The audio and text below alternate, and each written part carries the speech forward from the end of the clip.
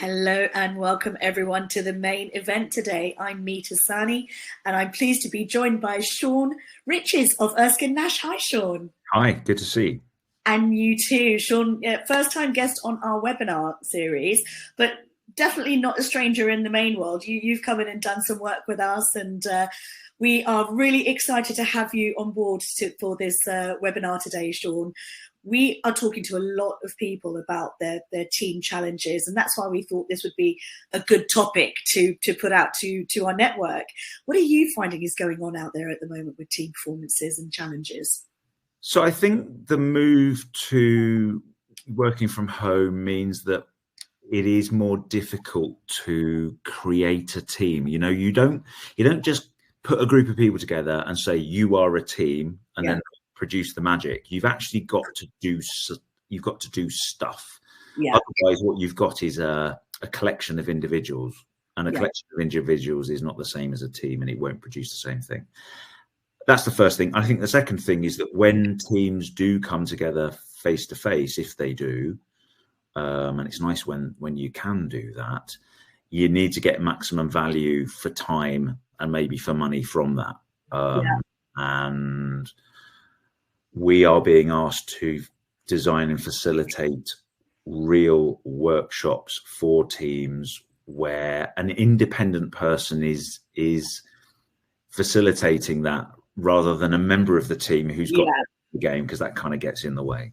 Yeah, no, I hear you. We often see where managers, directors, business owners, business leaders having the same conversations with teams about improving performance. It becomes almost like wallpaper, but you know, the cool person from the training company and the coaching world comes in and it almost looks like a new fresh idea. So hopefully we are on for the next 45 minutes. As always, we know everyone that signs up to attend our webinars, time is really precious. So for the next 45 minutes, our intention is that you can take away some knowledge and practical applications that you can apply straight into your organizations. Alongside that, we record this session, so please feel free to share that recording or reach out to Sean and myself outside of this. You'll have our recording and our contact details after the session. But during the session, because we like to make it as useful to you in the time you've given, we've got a chat room here. So if you haven't seen it or it's your first time, that's as easy as it is. Hi, Helena. Already got a hello from the room, so that's really nice. And if everyone else is out there, give us a hey. Let us know you can hear us and that you're raring to go. So that's as easy as it is. Quick hello from me. Put your thoughts in there, questions, anything that you want answered, or comments that you have on what we're talking about. Also, we've already got some of you have already voted. We have a poll, as we always do, to get a little understanding of the temperature of the room today. What are you experiencing? So the question is, what are the main challenges in your team's performance currently? Number one, clarity of objectives. Do people actually know what they are doing?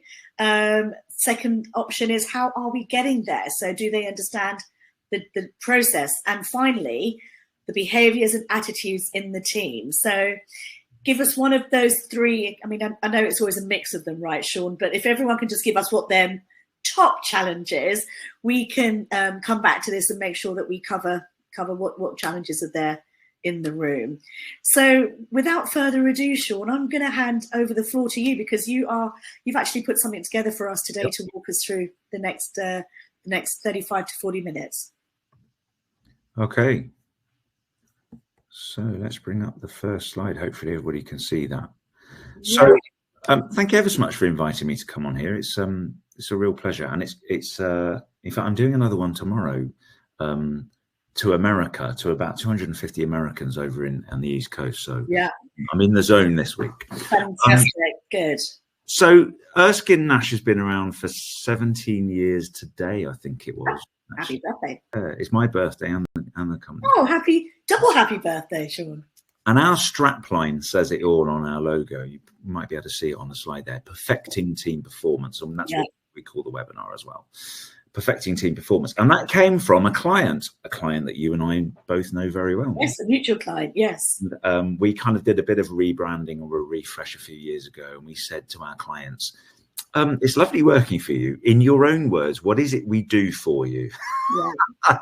And this particular client said, well, it's definitely about teams. And of course, it's about performance of teams. You help our teams perform better. Yeah. And then we wanted an alliterative quality in there. So we went, right, perfecting team performance. Yeah. Whether we can make teams perfect or not, I doubt. That is a noble aspiration, but we moving target, isn't it? Better. We can definitely make it better. So our proposition has always been, if you work in a team and you want that team to be better, or you have a suspicion it needs to be better, we can probably help you. And that's what we do. Yeah. One of the ways we do it, particularly with larger teams, is train those leaders to be better at leading their teams. Yeah. We put them through some leadership development, and they learn how to go back to their teams, be a better boss, and create that perfect team or better team secondhand. Okay.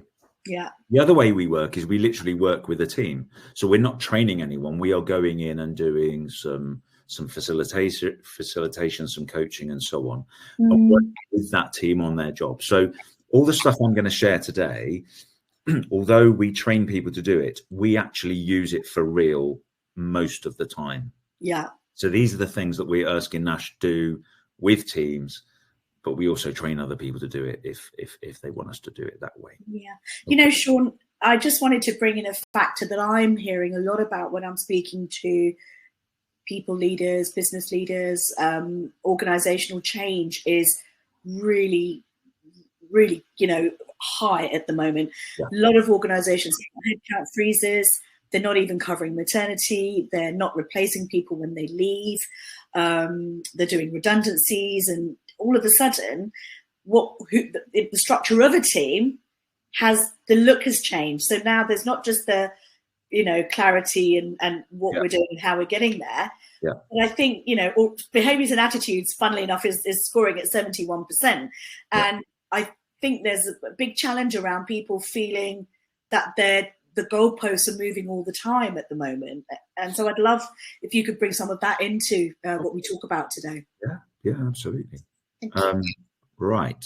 So assessing team effectiveness, most people have a suspicion that the team they're working in isn't as good as it could be or should be. Yeah.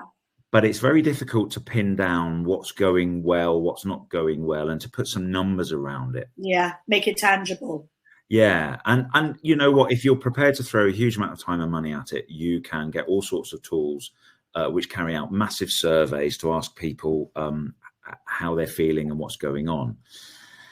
And they can cost a huge amount of money. Yeah. We generally are asked to do it, as part of another piece of work and to do it quickly and efficiently and cost effectively. So as ever, there's a spectrum from, you can pay tens of thousands of pounds to have a survey done across your entire organization. Yeah. We actually do it in a much cheaper and more efficient sort of way. And I offer it to our friends on the webinar to say, hey, you know what, I'm going to show you what we would do. By all means, do it yourself as well. Okay, fantastic. So let me introduce you to a model called the CAB model. Clarity, alignment, behavior are the three words there. Yeah. And this is so simple, it's unbelievable, but we use it and people respond to it really well. So look beyond the simplicity. It really does land very well. Yeah.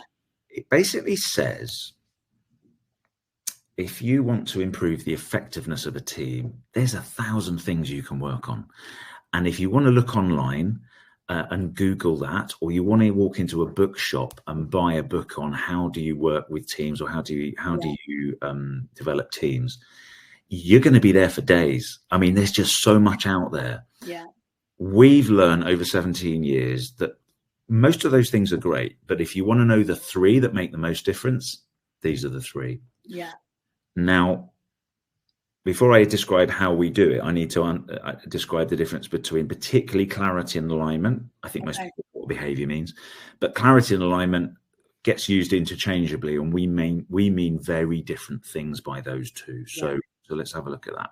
Yeah, and while you're bringing up the next slide, Sean, I just want the audience to know that myself and my senior leadership actually went through a session like this with Sean, and we think, especially because we're experts in people, in strategy, all the things, we'd like to think that we could ace this approach, but my goodness, and I think it was a real eye-opener anyway. So yeah, I think all teams need improvement, don't they? So I'm looking forward to seeing what your thoughts are on how we get moving on that. Okay, so this is the difference between clarity and alignment.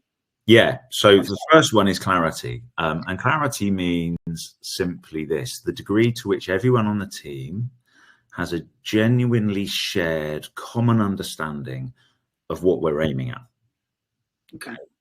And most people will claim that most people on my team have got a pretty good idea of what the objectives are, the mission, the purpose, the targets, whatever the outcomes are. Yeah. And we find that when you dig a bit deeper, you can prove that that's normally not the case.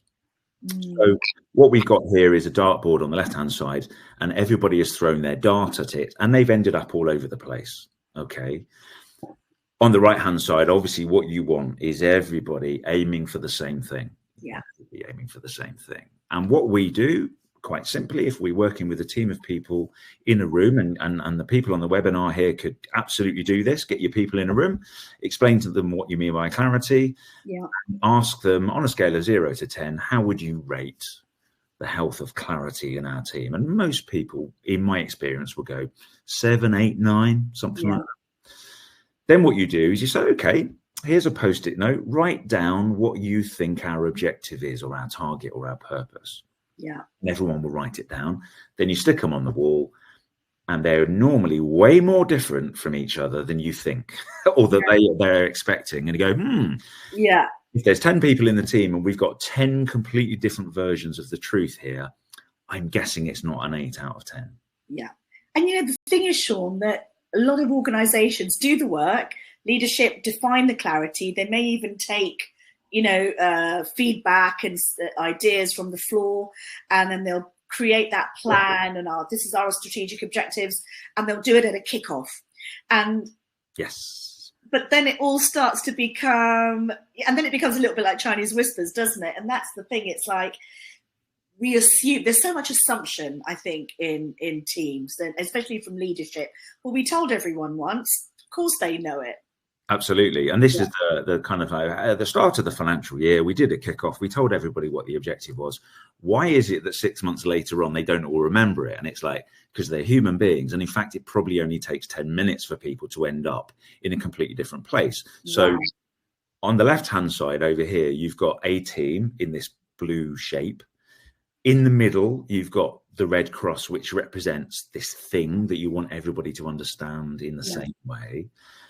And it turns out that within minutes of telling people, then ask them, if you then ask them, you get as many different answers as there are people in the team, which is all of these green arrows are individuals who are working towards their understanding or their misunderstanding of what the objective is.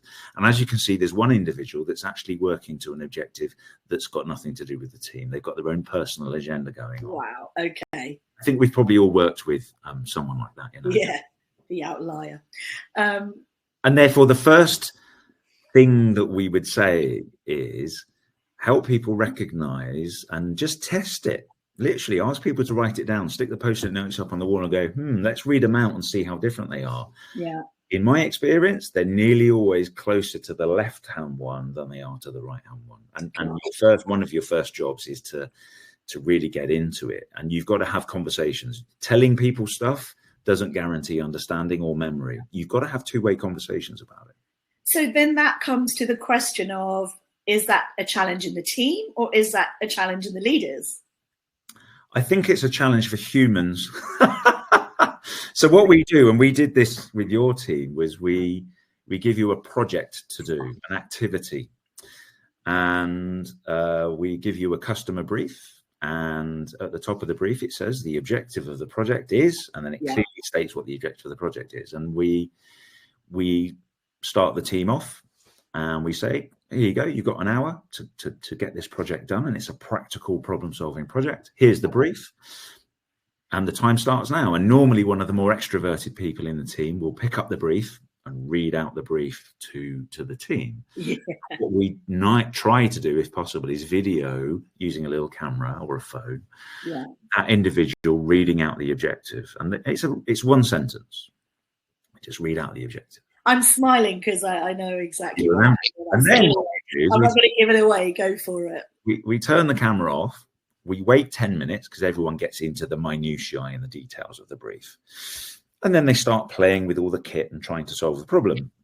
And then 10 minutes later, we ask each individual one by one, can we just borrow you for a couple of minutes? And we, on camera, say to them, by the way, what's the objective of the project? And they tell us in their own words what the objective of the project is as far as they can remember.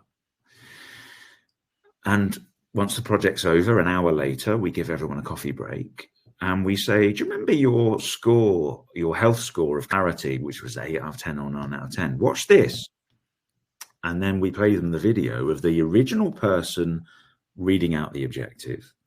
And then each person in the team looking down the camera and saying, the objective of the project is, and giving their version of it. And they're all over the place. Yeah. Even the person that read it out to begin with, because they get a go as well, they get interviewed as well. Yeah.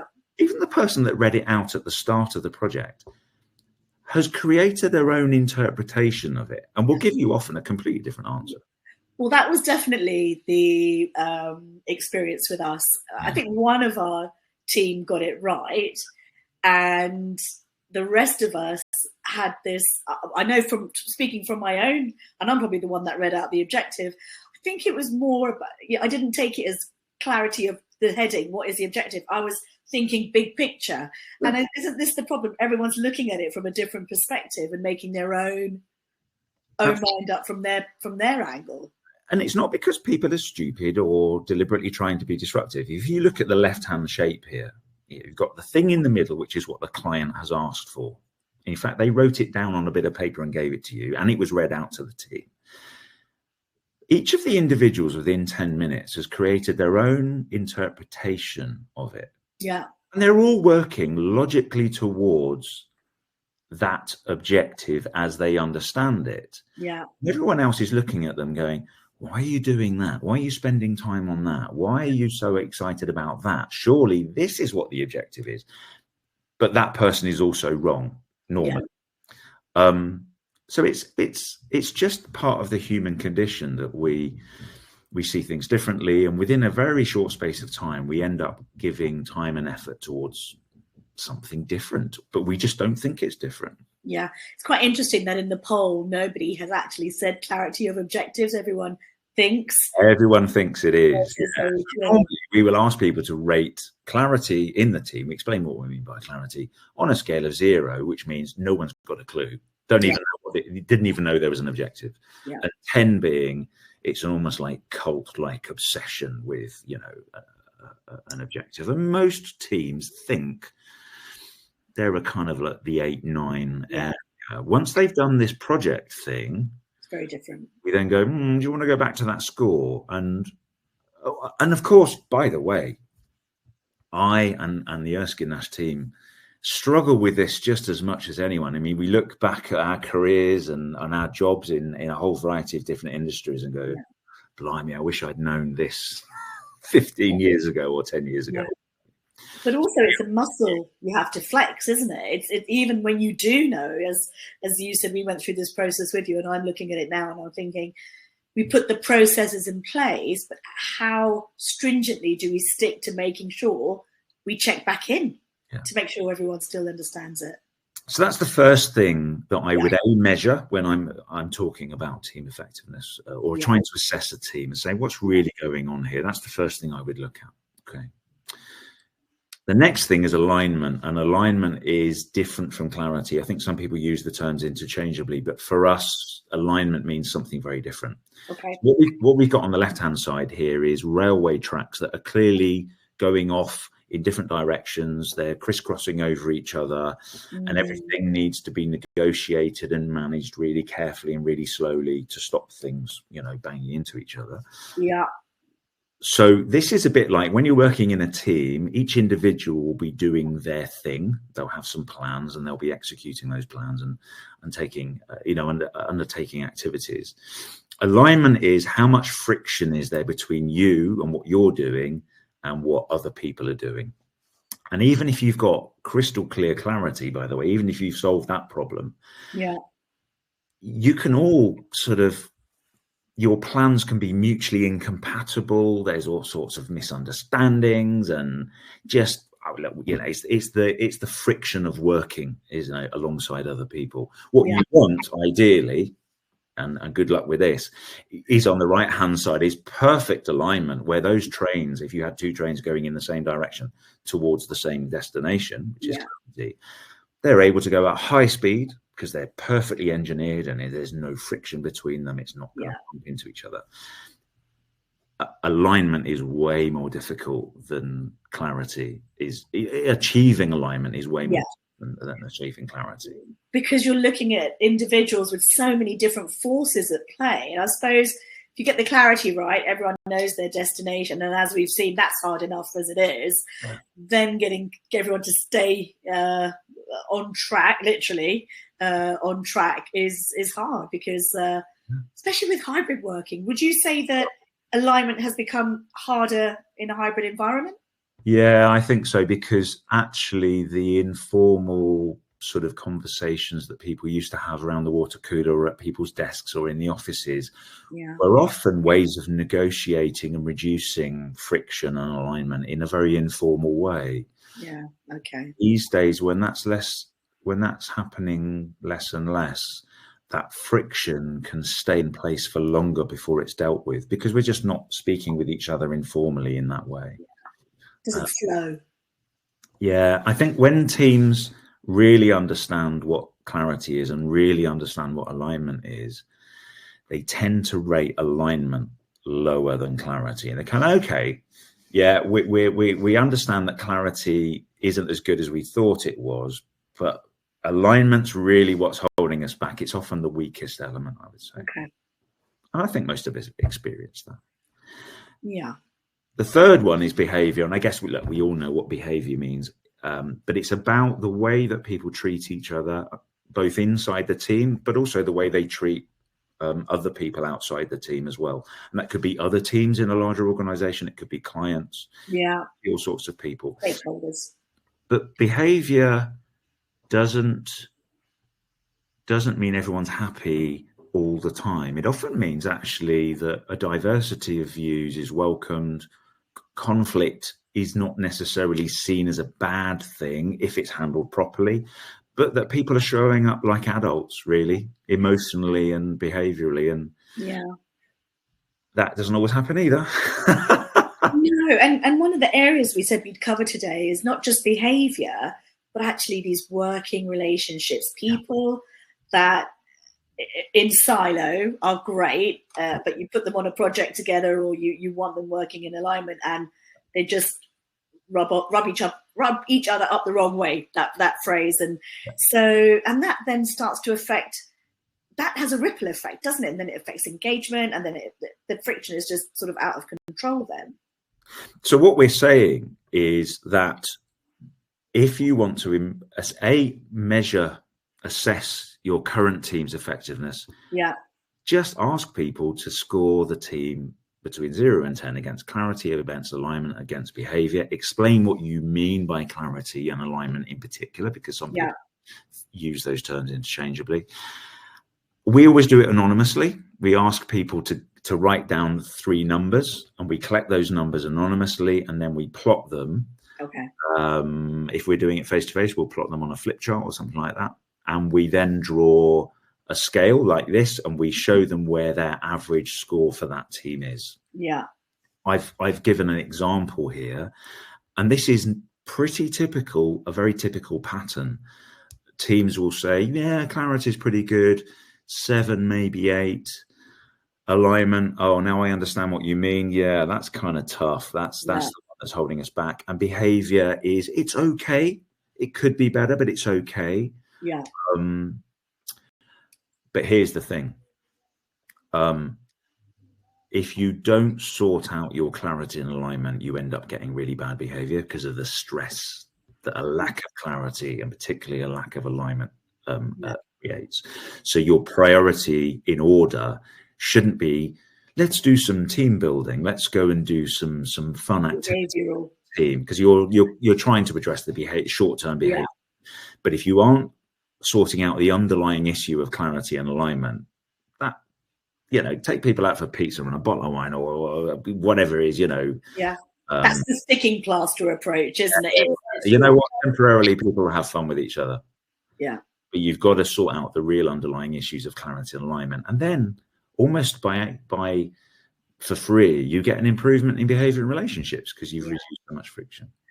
I think that is just so, as you said, simple and powerful. Like, everyone can finish this session, go back to their teams and say, right, on a post-it note, you know, what's our objective as a team? And, you know, there begins the clarity process. So, Sean, 3 areas, as you've explained, they all seem so obvious when you talk about it like this, but on a day-to-day basis, we're not using these words enough. You know, we're not, you know, even leaders aren't using these words enough. So what's your approach? What would you say is the next step? So we would introduce the model, we'd explain it, we get people to score it anonymously, and then we create a profile for that team, and that creates a lot of really cool conversations. Once you've got a picture in front of you, people are happier to talk about it. What we would then do is go, right, let's see if we can get the scores up to the right. Let's improve them. Okay. And for clarity, what you've got to do is you know, ask people, don't just tell them, engage them in a two-way conversation. What's your understanding of the mission, the purpose, the objective, whatever word you want to use? And I wouldn't get hung up on that, you know. But also then make it personal and say, what's your role in achieving this? What's the contribution you're going to make to achieving this? And what targets or objectives are you going to commit to? You know, how much, how far, how, you know, whatever it is. That's when you achieve real clarity. And simply having those conversations will start to get that clarity score up. Yeah. There you go. And good. I mean, you know, people have one-to-ones with their managers. They have their individual targets. They have what they're achieving or not achieving. But doing it in a group environment when people almost say, well, this is me and this is what I intend to do, it's really powerful, isn't it? It's really, it really does start the gelling and the respect and the understanding. And understanding hearing that other people see the world completely differently to you is pretty useful. Or that they see it in the same way is pretty useful as well. So I'd start with clarity, then I'd move to alignment next, and I'd be sort of saying, okay, if I had a team of 5, 6, 7 people, I'd be saying, right, we've all agreed where we're going, and we've had a really good conversation about that. What is each person or each function? You know, it could be sales, it could be marketing, it could be operations, what have you. What is your plan? What resources do you need? What needs further clarification, and who else needs to be involved? And what you're doing here is aligning, so using that word alignment again, you're aligning everyone's plans with the outcome, with the target. Because sometimes people are doing stuff that isn't going to take us to where we've agreed we need to go. It's like, why are you doing that? Why are you spending money? It doesn't make sense. But there's another aspect of alignment which is so important, and that's the horizontal alignment across the organization. You know, in a large or medium-sized organization, you quite often find what the sales people are doing and what the marketing people are doing disconnect. And they need to hear each other's plans and the assumptions that everyone's building. Well, I assume marketing are going to do this. Oh, I thought the sales people are going to do that. That's a lack of alignment right there. And that's a real traditional one, actually, isn't it? Sales and marketing, when they go hand in hand. So yeah, absolutely. So I'd then go with alignment, and then to be honest, even having those conversations will start to improve relationships and behavior for free. However, I would say that behavior is so important, and I think your poll already proved that. It does need 75% of the room say behaviors and attitudes in the team are the biggest challenge right now. And one of the things that we'll do at the start of a workshop is introduce this model and say, look, you know, relatedness, which is like, how well do I know other people and how well do they know me? is really important. And in times of working remotely, we're just not getting that social interaction in the same way. Certainly not at a team level. Maybe one-to-one we are, but not at a team level. No. And we do some exercises where we ask people to create a personal flip chart or something like that, where they put their name and then they answer 4 questions about themselves, their role, their life at home, whatever they want to tell us, or you know, and they're as open as they want to be. And then a couple of questions like, what's gone well for you in the last quarter? What are you looking forward to in the next quarter? And it's amazing how getting people to draw it on a flip chart first for 10 minutes, and presenting the flip chart, changes the dynamic. Interesting. So turning it into a visual almost, and they buy into themselves more, and people pick it up better, don't they? And it encourages people to listen, to be curious about what have you drawn there. Or I didn't know you had, 2 cats, or I didn't know you traveling to Jamaica, or whatever it is. Yeah. It encourages people to be more open about themselves, particularly those of us who are perhaps more introverted. Describing a picture on a flip chart helps people to open up. But then you find colleagues that you've worked with for some time, you had no idea that you had a common interest or something. But also, people see the world differently, and you've got to respect that diversity of opinion and those differences. Yeah. Well, it's understanding as well, isn't it? It's understanding of why people behave the way they do. We actually, when we have inductions or we have annual kickoffs for teams, we do learning styles and team fit. So what people's approaches are to being in a team and what their role is, or even some personality profiling. But actually, just bringing it right down to the basics of who am I, what do I do, it's all relevant, isn't it, to get this relatedness working. This is the world's simplest management model. It basically says if you want your working relationship with someone to be more effective, in other words, you want to go up, you've probably got to go across. You've got to build more relatedness. Yeah. You'll notice you can overdo it. You can sort of get unprofessional and too close in a team, right? Particularly if it comes to performance management discussions about someone's poor performance. Being their best mate is going to make that really tough. So you need to bring it back. But in corporate life, generally, you want to spend a bit more time creating relatedness. Yeah. But coming back to your point, the other thing we would do is help people to gain self-awareness about their personality. And there's loads of tools you can use. Yeah. People have heard of Insights or Myers-Briggs or what have you. The one that we often use is a company called See Me. They all do very similar things. We just like the way that See Me do it. And you end up with the 4 colors, which are very common. You've got introverted, extroverted, logical, emotional, and people end up with a particular profile. Yeah. Most of us have a preference for operating in a certain way. My lead color is red. Okay. I think yours might be as well, Meeta. Looks like me. But that doesn't mean that I don't do blue, green, and yellow as well. It's just the mix that varies. Yeah. We would often do this with teams. This is where you plot everybody's preference from the team. This is just as a sample team. Yeah. And then, someone like Drew, number 2, over in the red, nearly at the yellow.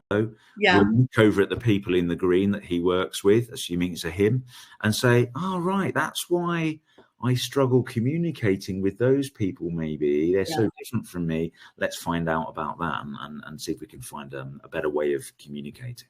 Yeah. I feel sorry for Violet. She's down there by herself in the creative sort of space of yellow. Or Violet is finally feeling understood. Yes. Finally, everyone gets Violet and stops thinking she's the outlier that you think is so different from everyone else. But here's the thing, most companies can go out and buy these reports, and then everyone gets to know their type. What I would recommend is what you've got to do is go, well, let's understand what that means. What are you going to do about it? Yeah, the practical implications of this. There's so many people walking around who've done Myers-Briggs or done a similar questionnaire, and they might know their letters or their color, and it's like, okay, so that's the first 10%. What are you doing with your behavior to reach out to other people and change and adapt? Yeah. That's the bit, and you need to put time and effort into that as well. Yeah. A simple example for us, we went through this as a leadership team, is that I'm very helicopter view. I like to do things with headlines, top 3 points. Okay, you understand it. And I've got a director who's very much about clarity, process, detail. Yeah. And prior to understanding that these were our drivers, potentially my director might have thought, why is Meeta so just bish bash bosh, doesn't go into the detail, she doesn't care about my understanding, and vice versa. I'm thinking, that director doesn't trust me, they're asking me so many questions, why don't they just, for example, that can happen. And now you give a bit of space for understanding that the other person's bringing a different perspective, which actually is very valuable to the project overall. Yeah. So you go a little bit more into the detail. They understand where you're coming from a helicopter view, and before you know it, more alignment, better behaviours. Sean? Yeah, absolutely. So I think there's a whole bunch of things there you can do with a team. Yeah. All right. However, if you've got lots of teams, what you could do is work with the leaders of those teams. Maybe you should do this as well, is work with the leaders of those teams, because if they're better leaders, they'll create better teams. Okay. Yeah, they know what good looks like. And I think that fundamentally, this is the problem. What we've got here is what looks like a complicated model. It's not that complicated, really. Let me explain it. Okay.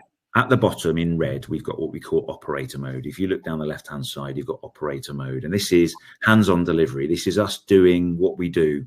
We're good at it. We've done it for years. We know what we're doing. It's a real comfort zone. Yeah. It's a very attractive place to be, by the way, because you get dopamine hits really quickly. I don't know about you, you get to tick stuff. I've done that. I've done that. I've done that. I've done that. Yeah. Lovely. Then you've got manager mode, and manager mode is in blue. And that normally means providing ideas and guidance to other people about how they should do their job. Yeah. I think most of us quite like that. And then over on the left-hand side, providing structure and infrastructure. This is like all the bureaucracy of the organization. If you're filling in a report, a spreadsheet, updating a dashboard, if legal, finance, or HR or IT have sent you something by email to fill in, it's in that box there. Some of us do it straight away. Some of us not so much. And then the top line, leader mode, in green. We've tried to describe leadership in 3 boxes to really simplify it, which is crazy because there's clearly thousands of things. But fundamentally, what we're saying is what leaders are doing is stepping away from the doing, sometimes the red, stepping away from the management and providing purpose and context. It's the clarity piece, really. Continually connecting people with the vision, why we're doing this, what good looks like, where we're trying to go.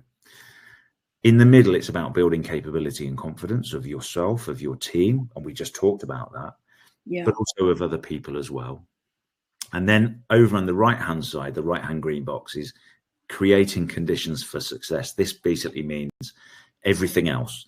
As a leader, as a boss, everything you say and everything you do and everything, the way that you say it, and have massive impact on people. Yeah. If you've had a hard journey into work, or you've had a tough night the night before, or whatever it was, it can go horribly wrong. Now, here's the thing.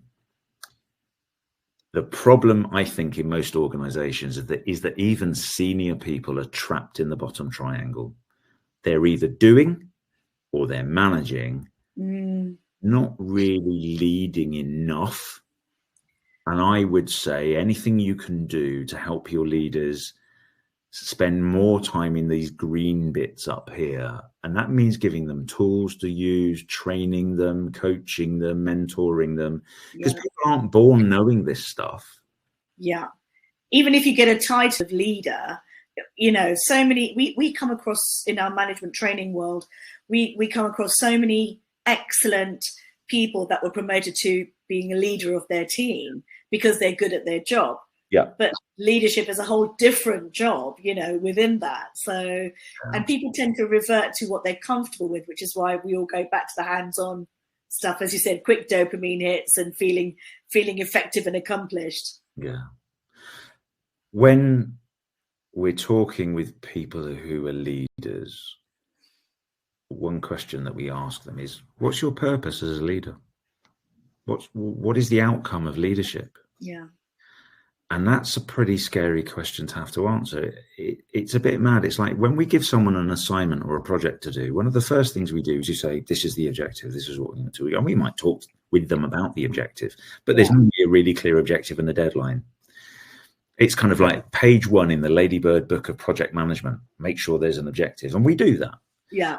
And yet we promote someone to a leader and we don't really say, and by the way, your objective or your outcome as a leader is this. We just go, congratulations, you're a leader, crack on. Yeah. And then they have to fumble their way through it, sort of blind and guessing, which just sounds crazy, doesn't it? Because of the impact that leader has on the whole team, the impact it has for the organization. It's just surprising. And it's happening all the time.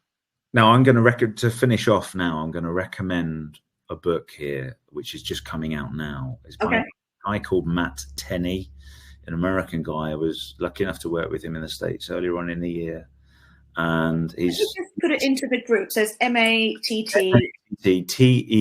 Tenney. It's called Inspiring Greatness. It's very American in its style. So for us Brits, that might be, you need to look at it slightly through a different filter. But what he says, and I think it's a really powerful thing, is the outcome of leadership is engagement. That's all it is. Yeah. All you've got to do. What you've got to do as a leader, fundamentally, is create engagement in the hearts and minds of the people that you're leading, to get them to want to do with goodwill because they believe in it, they see the reason for it, what it is you want them to do. And that's normally by reminding them of the purpose and context regularly, not just once a year, which you said earlier on. You're absolutely right. Building their capability and helping them to be more confident and better, and you have a role to do that. But also, your job is not to do it for them or do it to them or manage them to do it. You might need to do that some of the time. But create the conditions psychologically as well as physically, whatever it is, for them to do their job. Empower them, essentially. Yeah. Yeah. But empowering is not just giving them the responsibility. It's how you give them responsibility. And that might be slowly over time, particularly if they're brand new. You can't just try to deep end. But fundamentally, the outcome of leadership is engagement. And if you know that, the next question is, okay, what engages that person? What engages that person? What engages that person? Because they're going to be different. Very individual. And you know what the best way to find that out is? Ask them. And as a leader, do what you can to create those engaging conditions. And there's so many people in leadership roles who haven't had that degree of clarity about what their role is. And that's a great shame. It's holding organizations back. Yeah. It's so powerful and yet so obvious, isn't it? Like the best ideas are always the simple ones. Yeah. Why is it that you think that leaders and organizations end up stepping away from engagement and getting too caught up in often like dealing only with the board or only dealing with the C-suite, instead of, how they have that boss there's a TV show about the boss goes and sort of sits on the floor with the doers and watches and listens and understands. But, they've had to make a TV show out of it because it's so rare. Why is it? What's happening for leaders that, that they're missing this? So first of all, we all come from a hands-on delivery place. When we started our career, we were doers. Yeah. And we got good at doing, and we know how to do it. We've got the toolkit to do it. If you're a coder, a software developer, you've got effectively a toolkit to do that. If you're a marketing person, a marketeer, you know how to do marketing. Yeah. Then you get maybe promoted and you get to tell other people how to do it and advise them and coach them and mentor them how to do it. Most of us like doing that. Yeah. Unfortunately, you get to do all the bureaucracy bit. Now you're a manager as well. Yeah. Leadership, working in that green zone, the dopamine hits don't come quickly. You can take action. You can run a workshop, have a one-to-one, and you're not going to see a tangible increase in performance. Yeah. Very quickly at all. Whereas the dopamine hits, I'll just get this done down here. And you end up with people not being leaders, but what I call chief doers. So they're really senior. They're often making quite a lot of money. And yet in reality, they're just a doer. Yeah. I think there's other reasons are they haven't been trained to do it.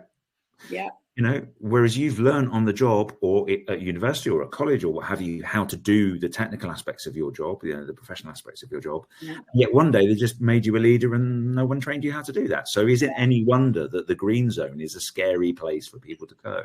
Yeah. And, you know, when we're working with a team, we'll often use the CAB model, clarity, alignment, behavior. Yeah. When we're working with leaders, we will teach them how to be better leaders and how to go and do that, apply the CAB model and all those exercises to their own team so we can do it second-hand. But if you don't tell people and show them and train them, it's very difficult to absorb this from the atmosphere. You know, it's not a miracle. You don't know what you don't know. No, so, exactly. Yeah. So there's a whole bunch of reasons. I think the final reason I would say is often there aren't brilliant role models around us.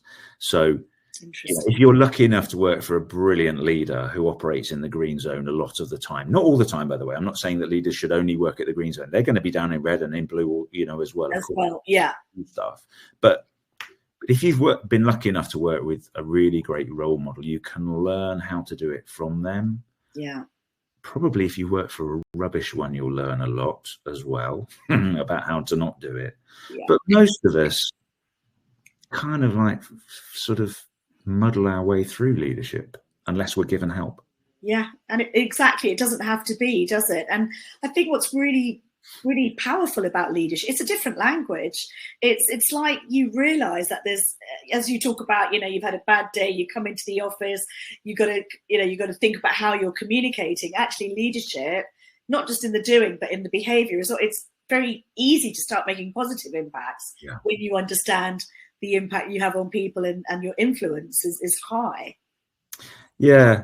Now, Meeta, I'm conscious that it's new already. Would you like me to just sort of summarize the well, and then do you know what, Sean?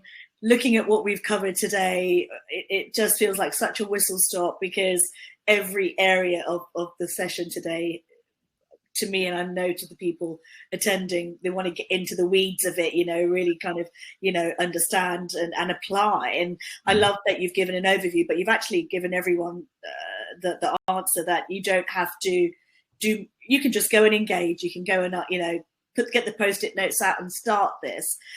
So I guess my summary question would be, you know, if someone's watching this, whether it's live now or they're watching it, you know, after, where would you say start? What would you say is the first step on improving team performance? So ideally, you want to get people together face to face. I believe that, and I think we're increasingly seeing a demand for that. That doesn't mean if you can't do it, then maybe you have to get people on some kind of collective call, you know, on whichever video platform you prefer. Yeah, I would start by building a bit of relatedness, getting people to share information about themselves, get everyone warmed up. Yeah. I would then ask people, I would explain clarity, alignment, behavior, and I'd ask people to rate the team's current health level between 0 and 10, 0 and 10, 0 and 10. Get the scores up. Try and find a way to do it confidentially. It's easy when it's face to face, a bit more difficult when you're online, but try and find a way to do it confidentially. Plot the scores. Have a look at the pattern that's emerged. Yeah. And then have a conversation about it. What did you mean by that? What do you think the gap is? What would make it better? Just having the conversation about that alone is something that good leaders do. So you're kind of ticking the box around leadership. You're starting to tick the box around leadership. But that's where I'd start. Well, Sean, thank you so much. Thanks to everyone who's taken the time out to sign up to this and who realizes the importance of this subject. Sean, I hope we can get you on for a part 2. This is amazing stuff. But as I said at the beginning, we'll be sending out our details, Sean's details. So if there's anything that you want to talk specifically about your world, we didn't get too many comments in the chat room today, so please reach out afterwards, and we're here to help. Wonderful. All right, Sean. Well, I've just done the poll, and behaviours and attitudes are right at the top. But going away with what we've heard today, the conclusion is that actually you start with the clarity of objectives, and the behaviours and attitudes start to fall into place a lot better anyway. Yeah, if you hit those two, and you can improve those, I think the behaviour and relationships will start to improve naturally as a result of that. Yeah. Doesn't mean to say you can take your eye off the ball, and I think doing work at behavioural level as well is also important. Fantastic. Sean, thank you so much for being our guest today. It's been a pleasure to have you on board, and we hope to see you here again very soon. Thanks. In the meantime, we'll say bye for now. Bye, everyone.